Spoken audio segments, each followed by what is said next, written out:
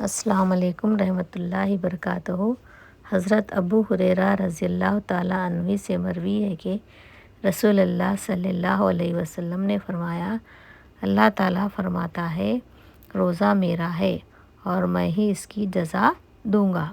ایک آدمی میری خاطر اپنے جنسی شوق، اپنا کھانا پینا چھوڑ دیتا ہے۔ روزہ ایک ڈھال کی مانند ہے اور روزہ رکھنے والے کے لیے دو خوشیاں ہیں۔ ایک خوشی جب وہ افطار کرتا ہے اور دوسری خوشی جب وہ اپنے رب سے ملتا ہے۔ روزے دار کی سانس کی بو اللہ کے نزدیک مشک و زعفران کی بو سے بہتر ہے۔